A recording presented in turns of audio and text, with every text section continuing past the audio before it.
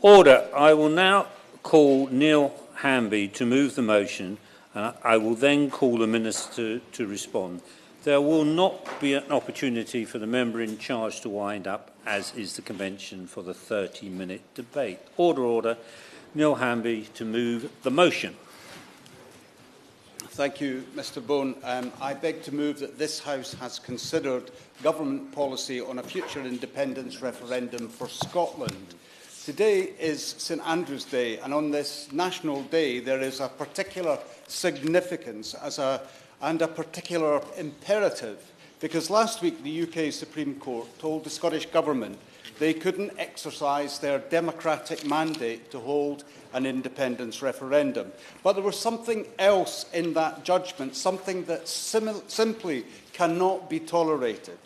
And that was the suggestion that somehow Scotland, as a nation, doesn't possess a right to self-determination. And in suggesting that, the London Supreme Court overturned what's been the accepted legal, historic, political position that the UK is a voluntary union. Scotland's separate constitutional tradition is perhaps best summed up in the view expressed by Lord Cooper in the case of McCormick versus the Lord Advocate, that the principle of unlimited sovereignty of Parliament is a distinctively English principle which has no counterpart in Scottish constitutional law. The Supreme Court seems to have repudiated that. Last week's judgment rendered the UK a state of glaring contradiction. Contradictions of our shared history, contradictions of equality, of politics and representation, and indeed the democracy the UK enthusiastically claims it seeks to preserve the world over, yet moves to block Scotland at each and every turn. So can the Minister imagine the circumstance where, having entered the common market and ratified every subsequent treaty leading to the European Union, that the EU Parliament had moved to block his party's Brexit vote, or set a limit on when and indeed if such a vote could be held? The notion is, of course, ludicrous, because democracy is not a single event, it is an evolving and continuous process. That is how civilised people behave, how freedom of thought and freedom of expression are peacefully demonstrated. These are the foundations of inalienable human rights. Chair, I will consider the contradictions, concluding with a commentary on the Supreme Court's judgment. We're often told in this place that Scotland must be proud of our shared history as part of the most successful political union ever. I will test that narrative and ask the Minister to consider our shared history through a Scottish prism. Before the Union, the English Alien Act of 1705 threatened economic sanctions if Scotland did not settle the royal succession or negotiate for a political union. The treaty itself was met with vociferous opposition both inside and outside Scotland's parliamentary chamber. But given threats and enticements, a majority of the Scottish parliamentarians were persuaded. The people were never consulted. It so often goes that this is all ancient history and irrelevant to a modern Scotland in a respectful union of equals. Well, last week's judgment challenged that previously understood narrative. But what of that modern Scotland? In my lifetime, the political complexion of Westminster rule has rarely reflected the polity of Scotland.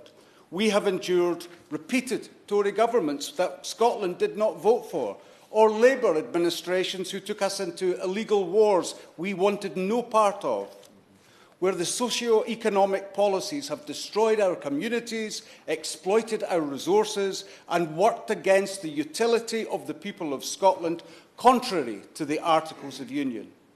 It is the pursuit of such policy, social and economic, that has driven a stake through the heart of once proud communities. As noted in the pleadings of the Honourable Member for Edinburgh South West in her prorogation UK Supreme Court case, The 1707 parliamentary union between England and Scotland may have created a new state, but it did not create one nation. Scotland was an independent nation for millennia before its coerced incorporation, and it remains a distinct and internationally recognised people and country. No clearer is this evidenced than by the much earlier and continuing union of the crowns, where our shared monarch does not accede to a single throne of Britain, but takes the separate crowns of the realm of Scotland and England. As a member of the EU, the UK possessed and exercised their veto, yet claimed their sovereignty was impeded by membership. Scotland has no such mechanism in this place and is always subject to the wiles of the policy of its larger neighbour, exemplified by Brexit. How does this constitute access to meaningful political process, as claimed by the UK Supreme Court judgment? In signing the Atlantic Charter of 1941, wartime Prime Minister and hero of the Conservative Party, it was Winston Churchill who brought into being the principle of self-determination of peoples, as now set out in the United Nations Charter in paragraph 2 of Articles 1, 73 and 76.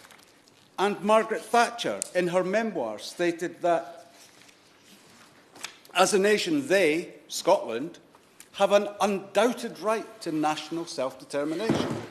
And John Major, when Prime Minister, who said about Scotland, as I have said before, no nation can be held irrevocably against its will. Angus Brendan McNeill. You started off raising the point about the Supreme Court and self-determination. I found that paragraph 88 was particularly interesting when he said it wasn't entitled to external self-determination because they'd be denied the ability to exert internally that self-determination, which of course the judgment exactly did do that because it did limit that. But I do think the reason for the judgment not giving the referendum was because if it happened, even though it had limited legal effects, as they said in I think paragraph 81, it would possess the authority in a constitution and constitutional political culture founded in democracy, and that's all over Western Europe. So ultimately, the concession that's been made by the Supreme Court is the ballot box rules supreme. Indeed, the ballot box made the Supreme Court because the Supreme Court is a creature of the UK government, which in turn was made by the ballot box. Neal Hanvey.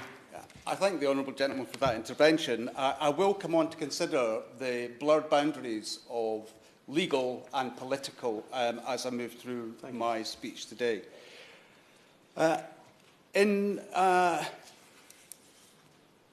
1989, this place reaffirmed and acknowledged the sovereign right of the Scottish people to determine the form of government best suited to their needs. In May 1997, in an exchange between the Right Honourable Alex Salmond during the passage of the referendum Scotland and Wales Bill, the late Donald Dewar responded that he should be the last to challenge the sovereignty of the people, accepting the right of the Scottish people to a choice, including independence, should that be their wish. None of these senior politicians ever placed a limit, sought to constrain that democratic right to self-determination.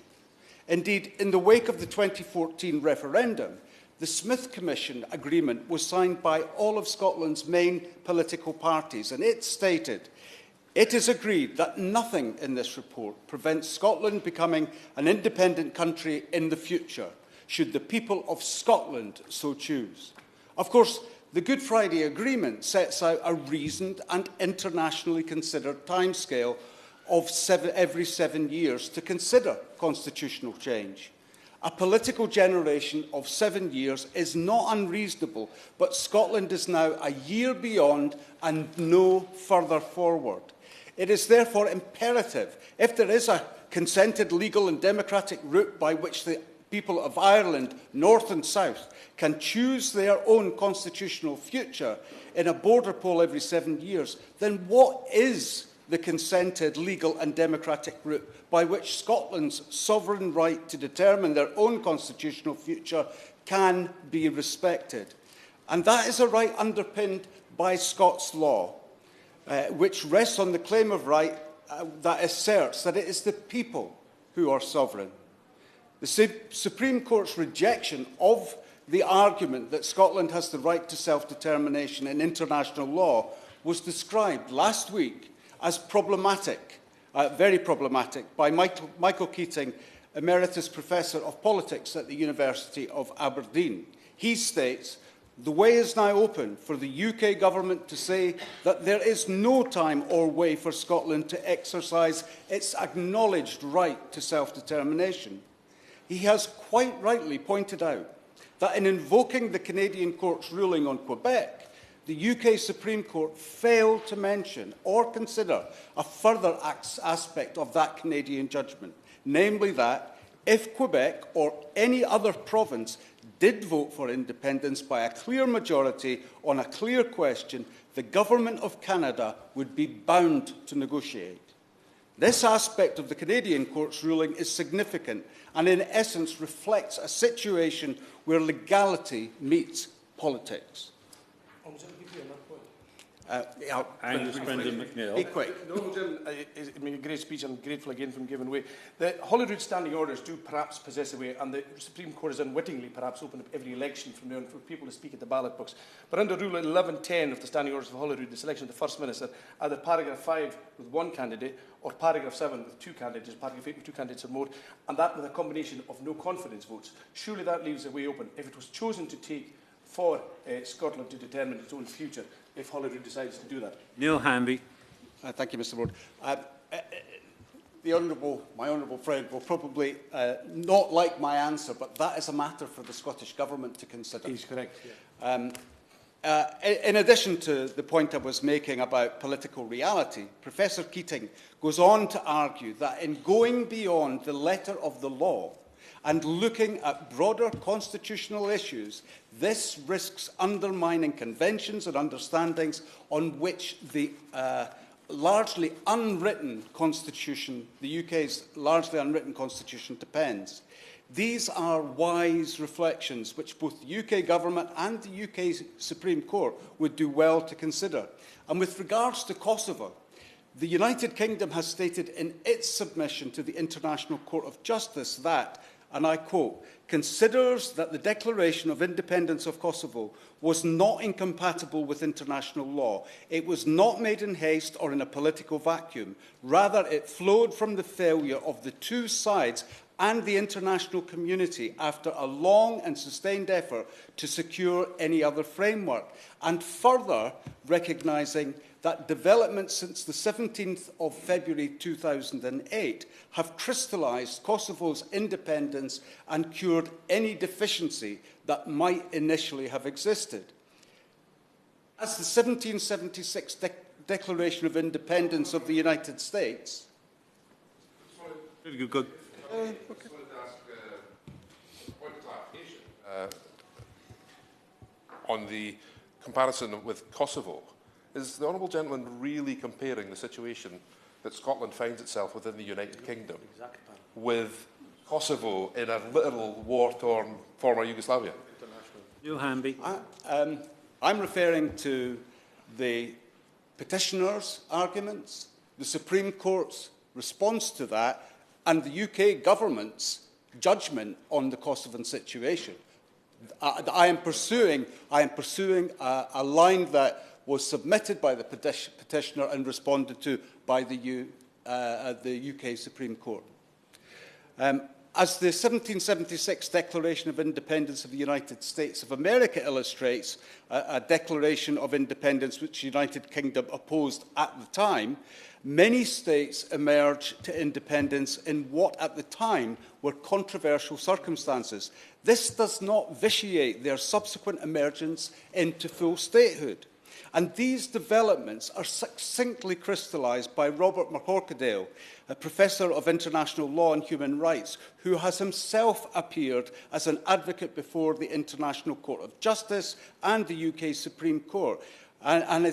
They have examined the dissolution of the USSR and its influence on the developments of the right to self-determination. He states, Lithuania's Declaration of Independence had substantial impacts on the understanding and application of the right to self-determination.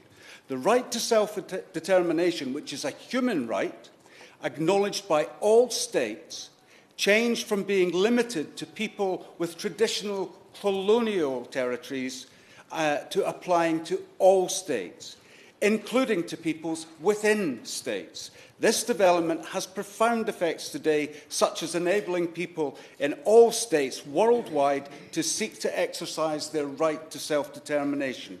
This challenges directly a key assertion of the UK Supreme Court, leading it to conclude that the Scottish Government could not independently consult the Scottish people about independence, and it was in the gift of Westminster. Yet a public petition entitled "The Treaty of Union 1707 is no longer fit for purpose and dissolve the Union" was submitted to this place in 2019 and was rejected by this place for the following reason, and I quote, "We can't accept your petition because this would be a decision of the people of Scotland and not the United Kingdom Government or Parliament." And on this, I wholly agree. Yes. And for all the reasons given above, the UK Supreme Court position cannot stand unchallenged, particularly on our National Day. So today, I invite others to sign the Declaration of St Andrew's Day, published in my name as Early Day Motion 633, which asserts the following: "We, the people, elected members and civic organisations of Scotland, assert that our nation has the right of self-determination to freely determine our political status and to freely pursue our economic and cultural and social development. Mindful of the Scottish constitutional tradition of the sovereignty of the people, we will democratically challenge any authority or government which seeks to deny us that right." On Wednesday, the 23rd of November 2023, it became clear the wrong case had been argued at the wrong time and in the wrong court. Just as Westminster and the United Kingdom Supreme Court are part of the British state apparatus, so too is the Scottish Parliament. But if Scotland's Parliament is denied agency over the future of its people, where stands democracy for the Scottish people? In Scots law, there is no sovereignty higher than that of our people. And here today, I have asserted that right into the record. Neither Scotland's claim of right or the aspirations of the Scottish people to be a normal, outward-looking, independent nation are the sole purview of any one political party or any individual party leader.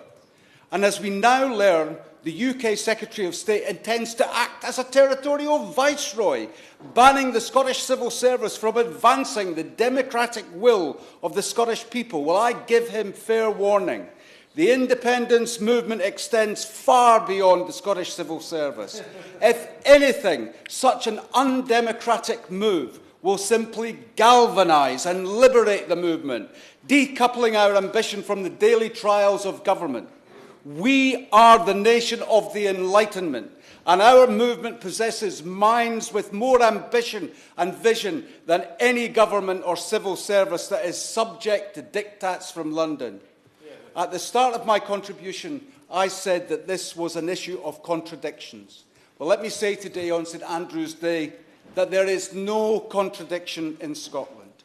Scotland is a proud and ancient nation, going back millennia, and no one but the people of Scotland shall impede, limit or restrict our right to self-determination.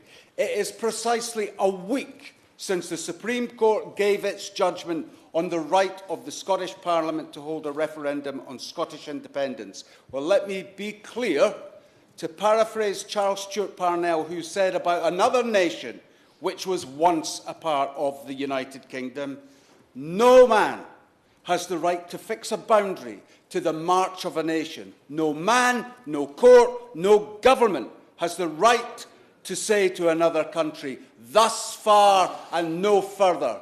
Thank you, Mr. Bone. Well done.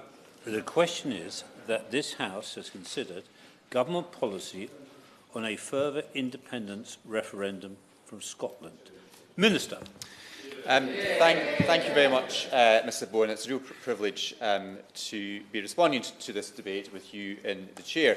Can I also congratulate the honourable member for Kirkcaldy and Cowdenbeath for securing this debate. I'm pleased to be here responding to my first Westminster Hall debate as a Scotland Office Minister. Now, the honourable member chose to focus this debate on the issue of an independence referendum. But I cannot help but feel that this was valuable debating time which could have been better used to focus on matters of immediate importance to my constituents in the Scottish Borders, in the honourable member's constituency in Kirkcaldy and Cowdenbeath, and to other members' constituents across Scotland and the rest of the United Kingdom. The honourable member made many references to... I'm going to make some progress, if I may. The honourable member's had quite some time to make his points, and I want to have the opportunity to... Point of order. Neal Hanvey. It's a shame that the Minister didn't allow me to intervene.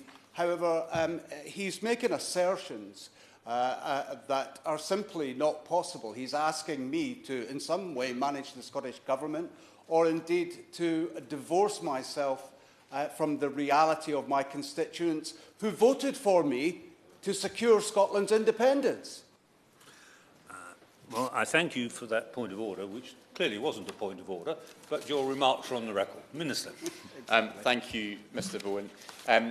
To continue my point, I think most of our constituents, all of our constituents, would rather see this place and this government, and the Scottish Government indeed, focusing on the issues which are most of concern to them, concentrating all of their attention and resources on the issues that matter to Scots and people across the United Kingdom. Now, to respond to the issues raised by the honourable member, it is clear that this United Kingdom government and people in Scotland, that now is not the time to be talking about another referendum. This government has noted and respects the unanimous ruling from the United Kingdom Supreme Court. The Court has given a unanimous view that on the substantive matter which supports the United Kingdom Government's long-standing position that a referendum is not within the powers of the Scottish Parliament. It is clear that Scotland has a strong and thriving democracy, but the powers to have a referendum rest with this place. To suggest otherwise, to suggest that Scotland does not have a thriving and strong democracy, to suggest that only those who support leaving the UK support democracy, is an insult to the majority of Scots who wish to remain part of the United Kingdom. The rhetoric from the nationalists is irresponsible, Mr Bowen. The notion is absurd. So absurd that in recent days we have heard the absolute nonsense of some nationalists bemoaning the death of democracy in one breath and yet boasting of election victories in the next. I should be clear to the honourable member that he was not guilty of this for perhaps very obvious reasons. Now, the Scottish Parliament is able to legislate in every area where the Scotland Acts 1998, 2012 and 2016 has given it the power to do so. This makes it one of the most powerful devolved parliaments in the world. People want to see the Scottish Parliament and the Scottish Government focus on the issues that matter to them, not on constitutional division. We should also not forget that the people of Scotland voted decisively to remain part of the UK in 2014. Now, the honourable member made much of the need for self-determination for the people of Scotland. Mr Bowen, the vote in 2014 was the ultimate act of self-determination when Scots voted in record numbers to remain part of the United Kingdom. In relation to the honourable member's question about the path to a referendum and the question about whether the union is based on consent, in 2014 both the UK Government and the Scottish Government agreed that it was the right thing for the people to have their say in an independence referendum. If there is ever to be a referendum again, it has to be based on consent and on consensus of all parts of Scotland by both governments and consensus across civic Scotland.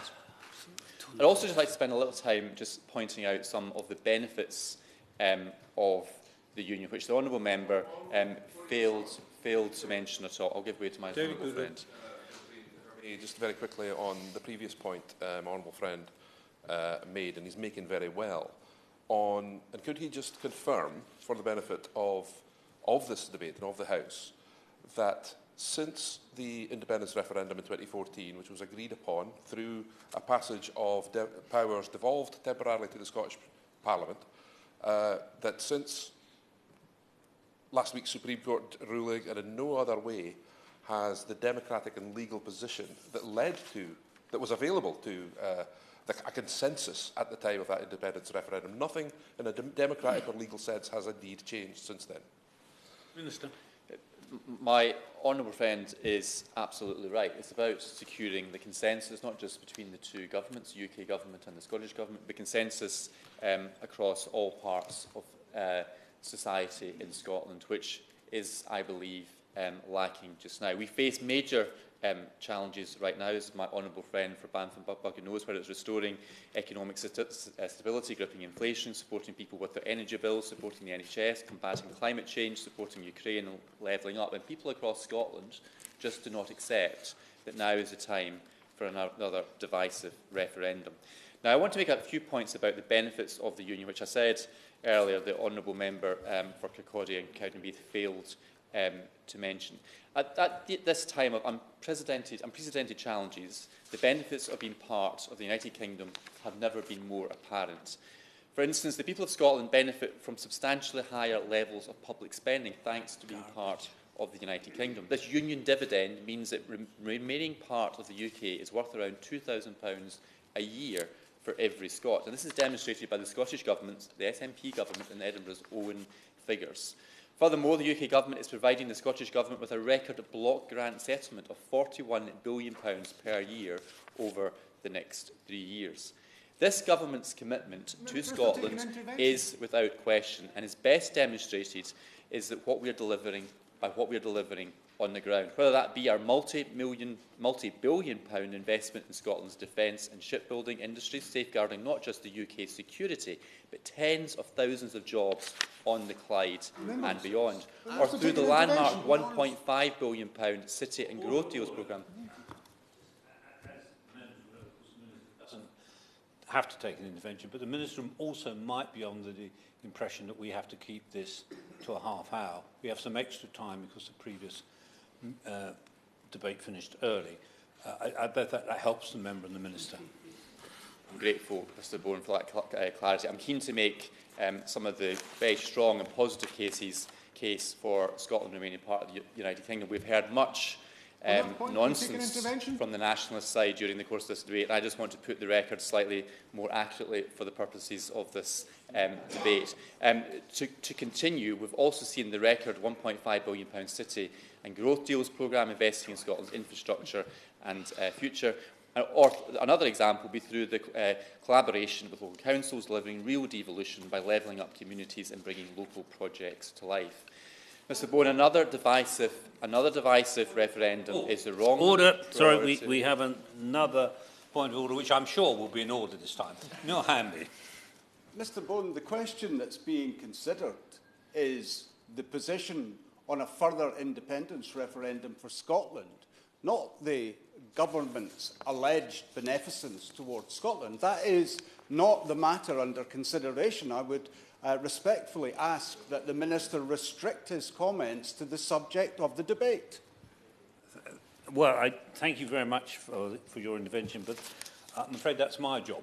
If the Minister is wandering off, I'll bring him into order. He's wandering, but not quite off the pitch yet. Minister. It's irrelevant. Thank you, Mr Bowen.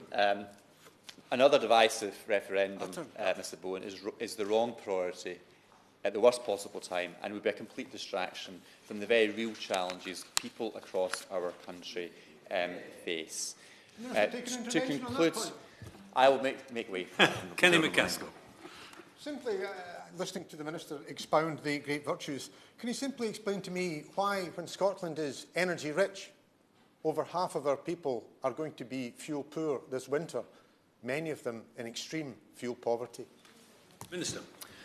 Thank you, Mr. Hold on. Order. Hang on a minute. I've just considered what the honourable member said, and I just remember what the other honourable member said. I'm not quite sure what that's got to do with the referendum. But I'll leave it up to the Minister. I'm grateful for that clarification. I full well understand and recognise the real pressures that people are facing just now with the cost of energy rising. We all know that is largely due to rising inflation, which is of course due to the illegal war in Ukraine. Now, the honourable member is shaking his head. I'd like to know what evidence he would have to suggest that the war in Ukraine is not causing these rising energy prices. And that is why this government has taken action to support households in all parts of the United Kingdom, including Scotland, to deal with those rising energy bills. And that is yet again another benefit of the strength of the Union and the power that this Parliament, this government is able to take to support people during difficult and challenging times. To conclude, Mr Bowen, instead of divisive constitutional arguments, people in Scotland want and rightly expect both of their governments, both here and in Edinburgh, to be concentrating all of their attention and resources on the issues that matter to them. Their families and communities, such as the cost of living, working to drive down NHS backlogs, protecting jobs and securing our long-term energy security. The Prime Minister has been clear in his commitment to working collaboratively and constructively with the Scottish Government to tackle all of these challenges we share and face. That is exactly what we want to do in vital areas such as growing our economy, supporting our NHS and leading the international response to Russia's illegal invasion of Ukraine. Mr Bowen, this government remains focused on getting on with the job of delivering for the people of Scotland. Thank you. The question is that this House has considered government policy on a further independence referendum for Scotland. As many as are of that opinion say aye. Aye. Of the contrary, no. I think the ayes have it. The ayes have it. Order, order. We now move on to the next debate. Rachel McLean to move the motion. Rachel McLean.